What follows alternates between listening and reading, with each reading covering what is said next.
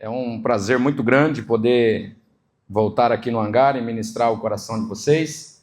E nada melhor do que ter um papo de homem, conversar um pouco sobre a vida, sobre a realidade do que enfrentamos, conversar também um pouco sobre as nossas verdadeiras guerras e verdadeiras batalhas que enfrentamos ao longo da vida. Então, preciso que você empreste para mim seu tempo, que é tão precioso, para juntos nós construirmos algo para a nossa reflexão.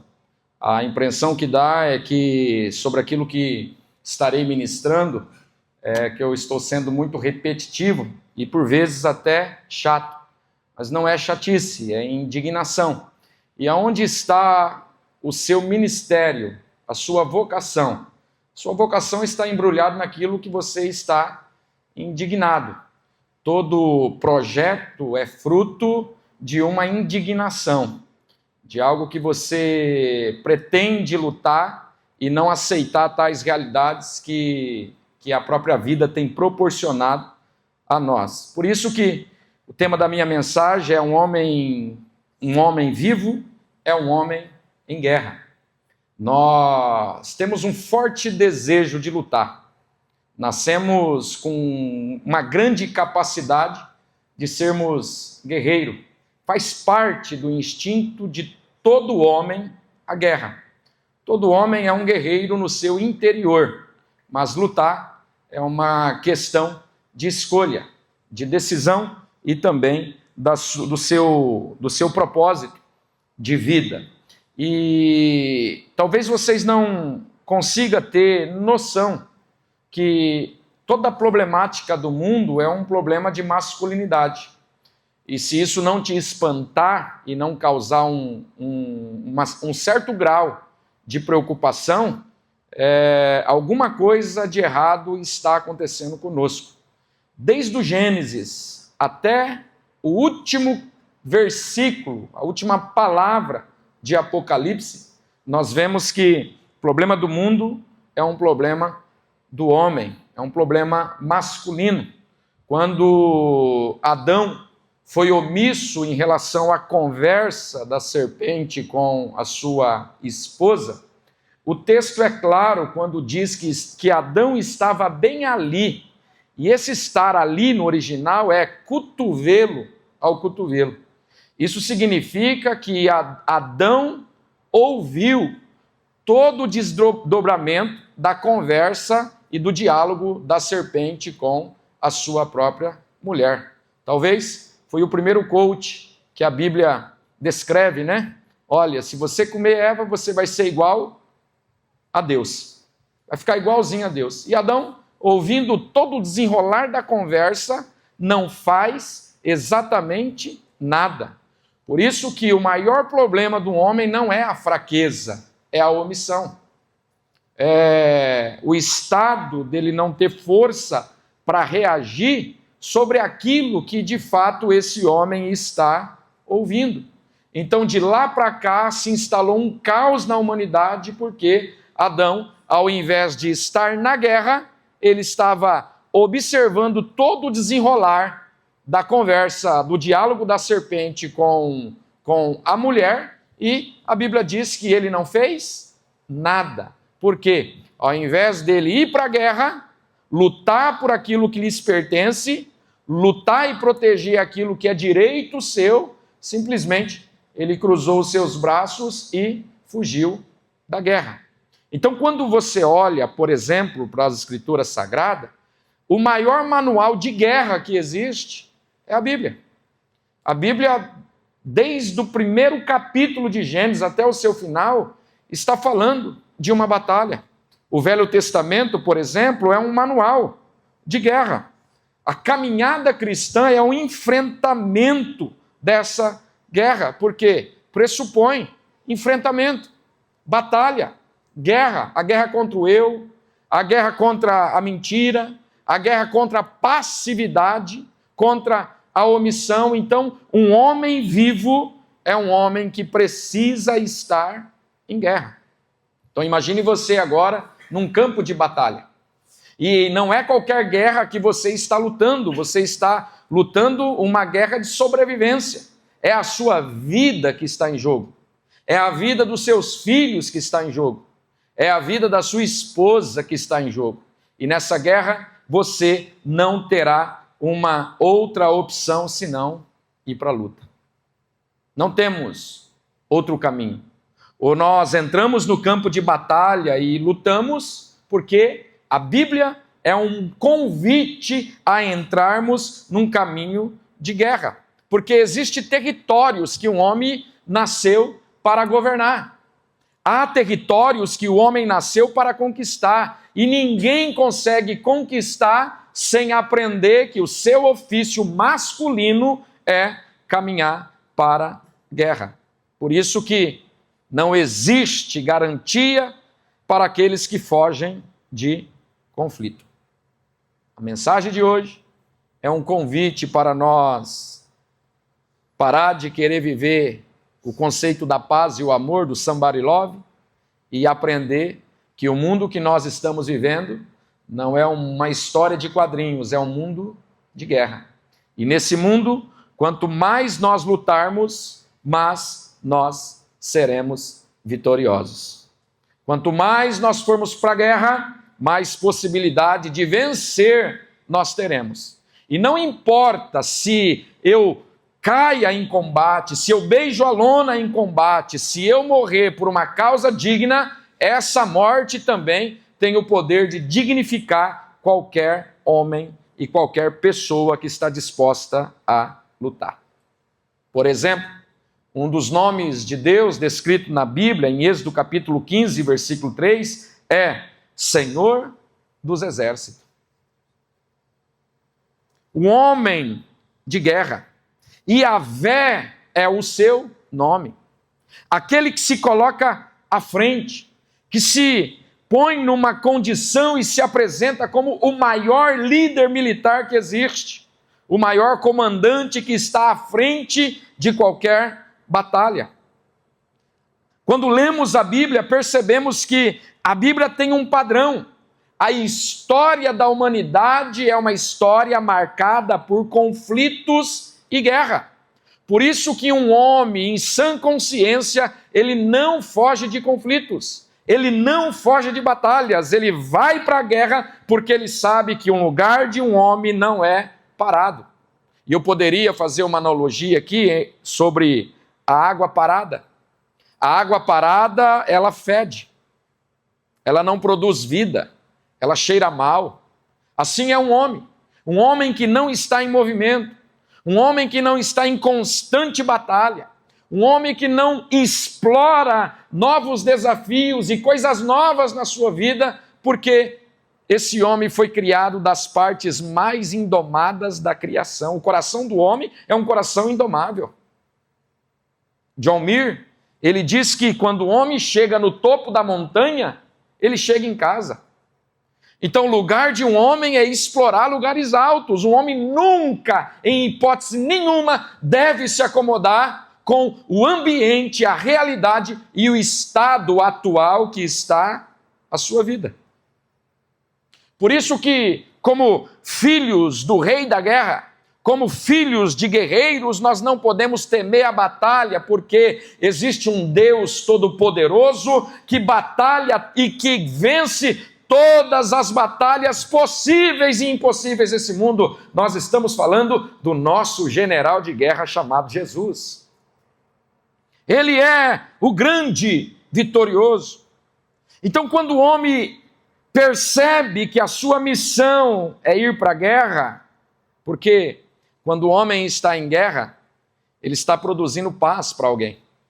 Aconteceu algo recentemente aqui, que é fruto dessa mensagem, e eu vou falar muito esse ano sobre esta mensagem, vocês estão tendo o privilégio de receber aqui também em primeira mão. Um amigo meu veio me visitar aqui na chácara recentemente, e ele com a sua família, e ao chegar aqui nós pegamos umas cadeiras, ele sentou com sua esposa, seus 3 filhos, e ali nós começamos a conversar, e ele olhou para esse ambiente, ele disse: Pastor Sanders, esse ambiente me transmite tanta paz. E eu falei, louvado seja Deus por isso. Você sente paz quando você entra aqui? Ele falou, olha, esse lugar me traz muita paz. E eu guardei aquilo no coração, entrei no meu carro, fui embora, chorei no carro e eu disse, obrigado Deus, porque para alguém sentir paz é sinônimo de que outros estão na guerra. Se tem alguém em paz, é porque tem alguém na guerra. Se você é muito abençoado no hangar, não se engane, a sua paz diz que alguém está sacrificando mais do que você. Por isso que o ambiente do homem não é um ambiente de paz e amor. Duvide de um homem que só quer viver paz e amor. Lugar de homem não é um lugar de paz e amor. Lugar de homem é na guerra, é no sacrifício, é no suor, é nas lágrimas e é no sangue. Lugar de homem não é na plateia. Lugar de homem é dentro da arena. Porque na arena não há crítica. Na arena não há julgamento. Na arena é realidade daquilo que a vida apresenta diante dos nossos olhos. Então, quando existe paz em algum lugar, é porque tem alguém na guerra. Geralmente, esse alguém deveria ser você, que deveria estar na guerra, não sua esposa, não seus filhos. Esse alguém deveria ser nós, homens, porque a força de todo homem, de todo guerreiro, é ser uma plataforma de proteção para aqueles que Deus confiou a nós. Inclusive, Chesterton, ele diz que um homem, quando ele vai para a guerra, ele não vai para a guerra porque ele odeia o seu inimigo que está à sua frente. Ele vai para a guerra porque ele quer proteger aqueles que ele ama que está atrás dele. Então, no conceito de guerra para Chesterton, o conceito de guerra não é o ódio. O conceito de guerra não é a morte do meu inimigo. O conceito de guerra é proteger quem eu estou amando. Então, logo perceba-se, se eu não estou protegendo o meu território, como Adão não protegeu o território dele, se eu não estou protegendo a minha família, a minha esposa, os meus filhos, isso significa que a falta da nossa proteção é sinônimo de falta de amor, porque quem ama, protege.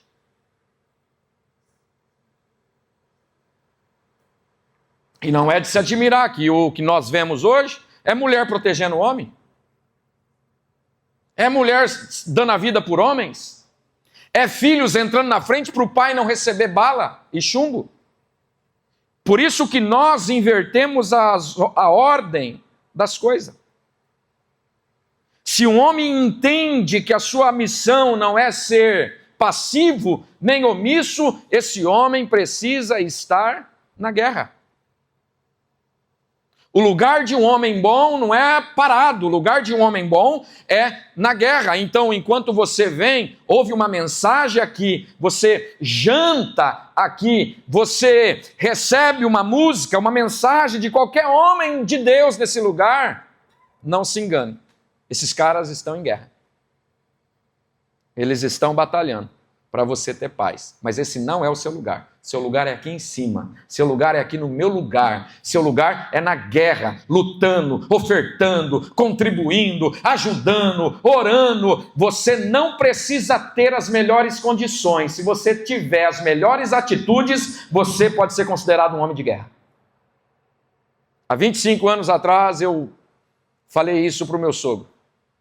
Eu não tenho as melhores condições para casar com a sua filha, mas não me faltará as melhores atitudes. E nas melhores atitudes, eu vou honrar a sua filha até a morte nos separar.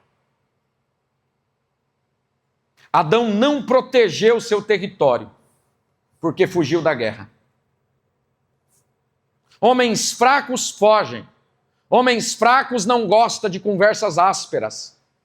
Homens fracos não gostam de olhar nos olhos das pessoas e precisar ter aquelas conversas chatas. Mas são essas conversas chatas que mudam a nossa vida. Por isso que A passividade é o maior inimigo do homem. O maior inimigo do homem não é a fraqueza, é a omissão e a passividade. E muitos homens estão derrotados, não é porque eles são fracos, é porque eles são omisso e passivo. Por isso que a leitura da Bíblia, acompanhado das suas escolhas, só te dará dois caminhos. Ou você se torna um cristão, ou você é um covarde. Porque o maior manual de guerra que nós temos é a Bíblia. A Bíblia te ensina a ir para a guerra. O apóstolo Paulo disse isso em 2 Timóteo, capítulo 4, versículo 7. Combati o bom combate, encerrei a carreira e guardei a fé. Está falando de guerra. Efésios capítulo 6 fala de guerra. Nossa luta não é contra carne e sangue, mas sim contra principados e potestades.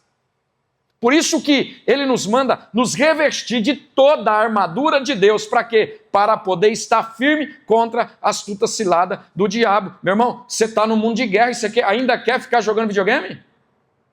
Você quer ainda tirar 3 dias da semana para jogar futebol? Você quer ficar gastando o seu salário em porcaria de tigrinho? Homem bom é homem ativo. Homem bom é homem na guerra. Por isso que a caminhada cristã pressupõe enfrentamento. Yahvé é o meu nome. Eu sou o general de guerra. Todo homem é um guerreiro em seu interior. Porque você nasceu com essa capacidade para a guerra. Mas lutar é uma opção. Quando você é passivo, você permite que as forças do mal avancem. E quando as forças do mal avançam, quem começa a sofrer, primeiro, sua esposa. Toda mulher tem guerras para lutar. Mas toda mulher gostaria que um homem lutasse as suas guerras. Nenhuma mulher casa com um homem simplesmente para fazer sexo. Mulher casa com um homem no princípio primordial é ter segurança e proteção. E quando ela não encontra isso, essa mulher sofre. Quando você recua, sua família padece. Quando você recua, seus filhos estão vulneráveis a qualquer tipo de ataque. Por isso que Deus nos chamou para ser homens ativos. E homens ativos não dá desculpa, homens ativos dá jeito. Aonde existe um problema, tem que ter um homem para ser a solução. Inclusive na igreja. O que a gente mais vê hoje é homem que foge da igreja. E eles fogem da igreja porque, na verdade, eles não estão fugindo da igreja, eles estão fugindo da guerra. Qual é o problema da sua igreja? É uma boa oportunidade para você ir para a guerra, resolver aquele dilema. Lembra da história do amigo? Ele vem aqui uma vez por semana sentir paz, mas ele só sente paz porque tem alguém aqui preocupado em pagar o boleto, alguém aqui preocupado em roçar a grama, alguém aqui preocupado em pagar os boletos que são altíssimos para manter toda essa estrutura. Eu não consigo ter paz mais nesse lugar. Está tudo bem. Eu não preciso ter paz. Se as minhas ovelhas têm paz, eu estou cumprindo meu propósito. Se elas chegam aqui e recebem a palavra e são bem alimentadas e tem um lugar de conforto para sentar, um ambiente bom para estar, está tudo bem, porque o meu lugar é um lugar de guerra. Eu sou um homem e o homem precisa estar na linha de frente, segurando os boletos e os rojão, porque essa é a sua missão.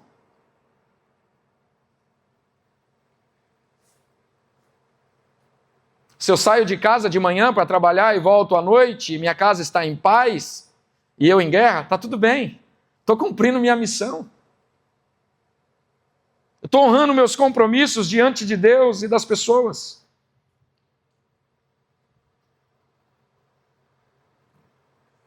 Um verdadeiro soldado não luta porque ele tem ódio.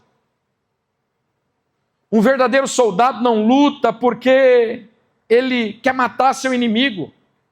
Todo soldado, ele luta para proteger seu território. Como é que está a tua família? Tua família está protegida? Como é que estão seus filhos? Como é que está a sua esposa? Como é que estão as suas finanças? Está desguarnecida? Esse é o papel de todo homem. Se puder projetar na tela, por favor. O mal de um homem não ir para a guerra. 2 Samuel, capítulo de número 11, versículo 1. O verdadeiro soldado não se define no ódio. O verdadeiro soldado não se define pela força do seu inimigo. O verdadeiro soldado se define pelas pessoas que ele ama e protege. Olha o que diz o texto. No começo do ano, época em que os reis costumavam ir para... Davi enviou Joabe, e as tropas israelitas para lutar contra os amonitas. Eles destruíram os exércitos inimigos e cercaram as cidades de Ramá, mas Davi ficou em... Então nós temos um problema aqui. Era a época de primavera. E toda primavera era um costume, o texto está claro. Era um costume dos reis ir para onde? Ir para a guerra. E nesta ocasião, o grande rei Davi, o menino que matou o urso, que matou o leão para proteger as ovelhas do pai, o menino que desafiou o grande gigante Golias e venceu, o menino chamado por toda a comunidade de Israel de guerreiro, o guerreiro Davi. Muito me estranha saber que agora Davi, diante de tanto preparo, tanta capacidade, ao invés do rei estar na guerra, o rei manda o seu amigo, general da tropa israelita, Joabe, junto com o seu exército. E o texto é claro e diz que Davi ficou em Jerusalém. Se você decorrer no texto, pode tirar o texto e colocar o símbolo do hangar. Se você decorrer o texto, aqui vai falar que quando Davi fica em Jerusalém, Davi começa do seu palácio cobiçar uma mulher sensual e atraente, chamada Betseba. E esse capítulo enaltece a queda de Davi. Porque lugar de rei é na guerra. Lugar de rei é na linha de frente. Lugar de rei é estar num estado de proteção para aqueles que ele ama. O único dia que Davi deixou de ir para a guerra, ele comeu a mulher do amigo. E ainda mandou matá-la. Porque homens à toa pecam com mais facilidade. Homens que fogem da guerra estão fazendo alguma coisa para passar o tempo, para se distrair. Davi não foi para a guerra, mas desejou a mulher do amigo, e não só desejou, mas também adulterou com ela. O teu lugar é na guerra. O teu lugar é no lugar de batalha. Um lugar de proteção. Cuidado com homens que só querem somebody love, paz e amor. Cuidado com homens que não querem se envolver com Deus. Cuidado com homens que não querem se envolver com os BOs da sua empresa. Cuidado com homens que não querem encarar as conversas chatas. Cuidado com homens que fogem da batalha, porque homens assim não deveriam nem ser chamados de homem. Enquanto os soldados de Davi estavam no campo de batalha, Davi estava desejando, cobiçando e planejando pegar a mulher do amigo. Porque a mente de Davi estava desocupada. Esse é o lugar do homem. Um homem que não está em guerra, ele está pecando com facilidade. E como que eu quero ter paz e amor no mundo que está em guerra? As ideologias, por exemplo, os conceitos humanistas que querem ofuscar o homem espiritual que existe dentro de nós. O homem é composto de corpo, alma e espírito. E os três precisam estar completo. Corpo forte, espírito forte e alma forte. Mas por vezes, a gente acha que o problema do hangar não é meu. É do coitado do Cairo e da equipe dele. E cá entre nós, eu amo vocês e não é chatice. Qual que foi a última vez que ninguém precisou pedir, você entregou uma oferta aqui para pagar o almoço? Ou melhor, a janta? A gente quer fugir da guerra. E quando a gente faz alguma coisa, a gente só faz porque tem alguém incentivando a fazer. Acabamos de investir mais de 100 mil reais aqui em 2 aparelhos. Um está lá que é pequeno, ficou quase 30 mil reais. Pagamos à vista. E o outro que provavelmente instala amanhã. Até agora não pedi. Alguns empresários já honraram e pagaram a mesa à vista, sem pedir.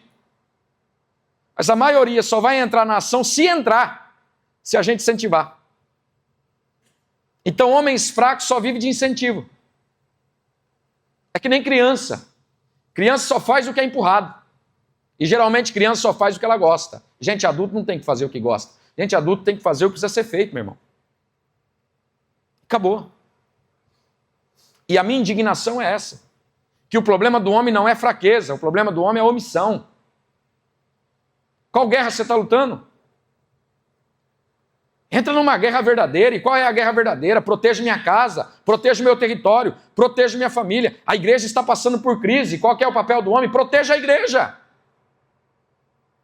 A ponto de ser como Jesus, que deu a vida pela igreja. Então, para mim fechar esse bloco, o primeiro Adão trouxe morte.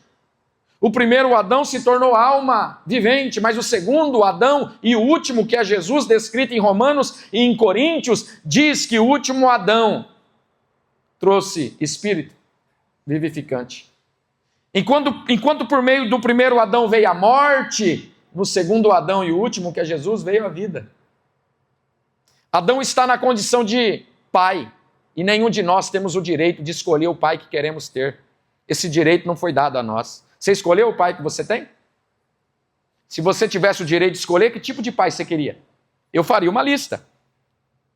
Hoje eu tenho relacionamento com meu pai, agora, depois de 43 anos, porque meu pai é um trabalhador aqui na obra de Deus.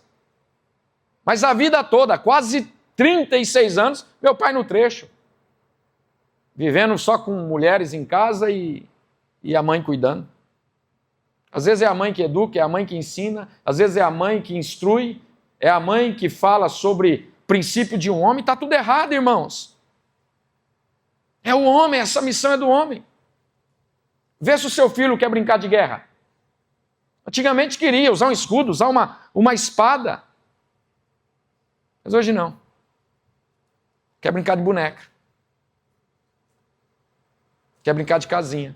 Sabe por quê? Porque falta uma referência masculina, porque o homem fugiu da guerra e deixou a esposa no campo de batalha. E aí a coitada está ferida, está machucada, está arrebentada, porque não há mulher que aguenta.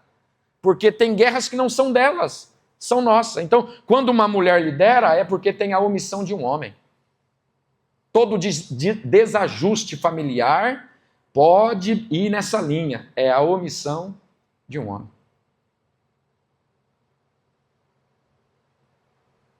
Eu teria muita dificuldade de congregar numa igreja que a mulher é pastora. Muita. Eu não vejo base bíblica para isso. Pode até ser, mas desde que esteja uma referência masculina governando. E não é machismo. É princípio. Mas às vezes ela só está liderando lá porque o homem não assumiu a postura que seria dele. Ele preferiu fugir. Estão comigo aqui, senhores? Esse ano vai ser um ano de guerra.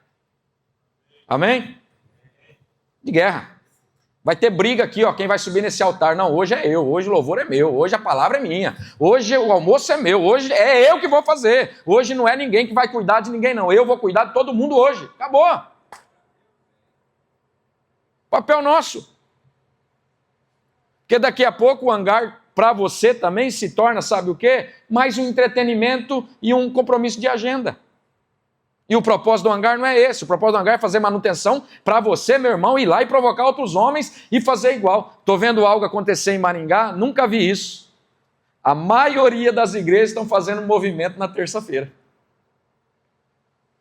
Por que será? Porque tem alguém provocando eles. E que bom se fosse você. Que bom se fosse você. Cuidado com as pausas na sua vida.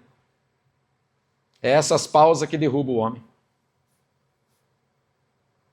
Não vivemos em um mundo de paz e amor. Vivemos no mundo de guerra.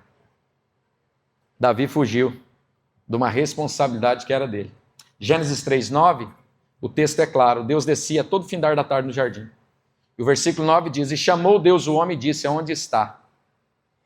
E ele disse: Tive medo, por isso me escondi. Mas veio a prestação de conta.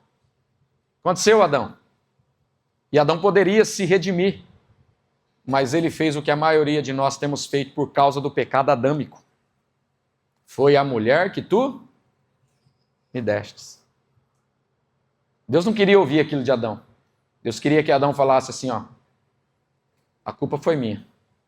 O boleto é meu e a responsabilidade também é toda minha. O que tem que aconteça por minha causa. É minha responsabilidade. Então, não quero que você me interprete mal. Mas eu quero levar você a essa reflexão. A terra foi amaldiçoada por sua causa. Por causa de ti, Adão. A terra foi amaldiçoada. Mas agora a gente pode se redimir. E como que eu posso ser redimido? Voltando para Cristo, que veio viver uma guerra que não era dele, que passa 33 anos habitando entre nós, na forma de homem, com a única diferença que ele teve os mesmos sentimentos que a gente tem, a única diferença é que ele não pecou. Só essa. Mas ele foi um homem comum como nós. E teve uma morte, como diz Filipenses, morte de cruz. Foi até a última consequência, porque eu protejo quem eu amo. E ele amou a igreja e se entregou por ela. Quando um homem abandona a guerra, ele cai em pecado. Deus nos chamou para liderar. E esse líder precisa estar numa guerra constante. Sabe o que é ser um homem, de fato? É você fazer curativo nos outros enquanto você está sangrando. Isso é guerra. É todo mundo estar mal, inclusive você, mas você traz solução, mesmo estando mal. É as coisas acontecendo à sua volta e você dá uma resposta positiva a isso. E exercer esse papel é nossa responsabilidade.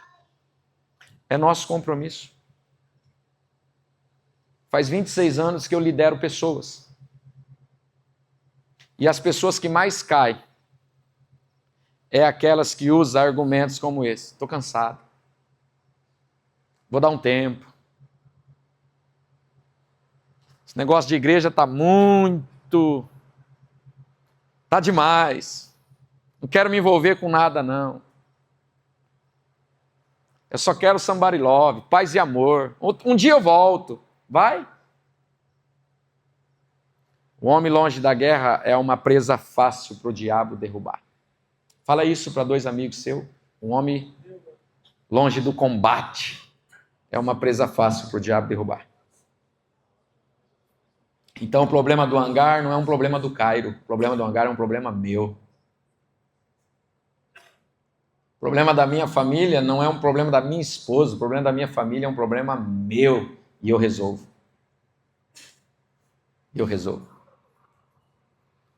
Porque o homem tem poder de solução. Ele resolve. E não é estereotipo. Não é estereotipo. É postura e posicionamento diante de Deus. Estão comigo aqui? Vamos para a guerra? Todo homem tem fortes desejos. E eu termino com isso. Todo homem tem fortes desejos. Primeiro, uma aventura para viver. Homens gostam de aventura. Uma guerra para lutar e uma mulher para proteger. Quem casa precisa assinar o boleto de responsabilidade chamado proteção. Casamento é proteção. Todo homem tem fortes desejos. Primeiro, uma aventura para viver, uma guerra para lutar e uma mulher para proteger. Porque se você não proteger essa mulher, pode ter certeza que tem alguém querendo protegê-la.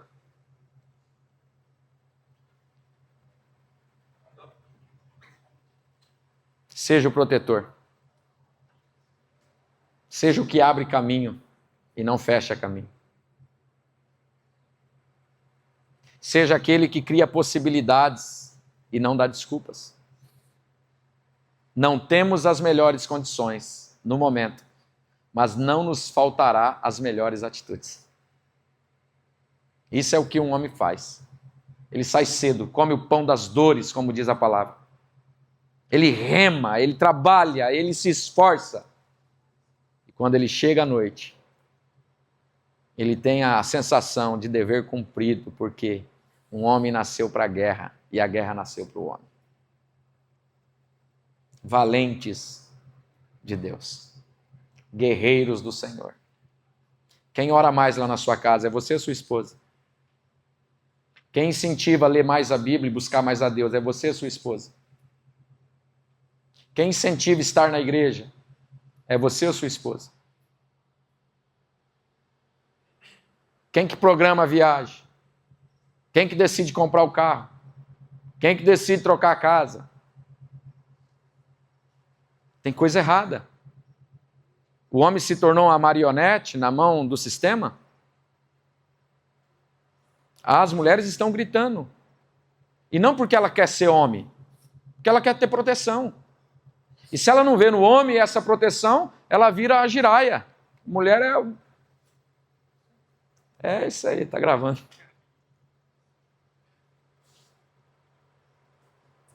Quer um conselho? Sai daqui hoje. E cumpra o seu maior ministério, que é, primeiro, proteger sua guarnição. Ter sua casa. Talvez a serpente está conversando com a sua esposa.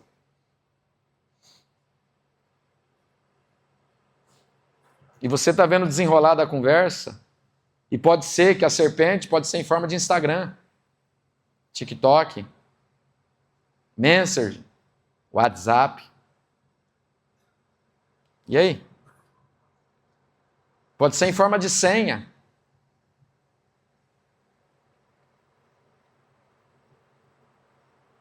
Guerreiros que protegem. Mas nos tornamos fracos porque enfraquecemos no elo de comunhão com Deus. E um homem fraco na busca por Deus, ele vai ser fraco em tudo na vida. Porque Deus é um programa de domingo. É mais um programa. Eu passei ontem, fui visitar um empreendimento que a minha filha está comprando com o genro. E aí eu passei e estava escrito, bem grande, falei isso ontem na nossa aula, escrito assim na placa de uma igreja: vem ser feliz. Oh, que tristeza me deu.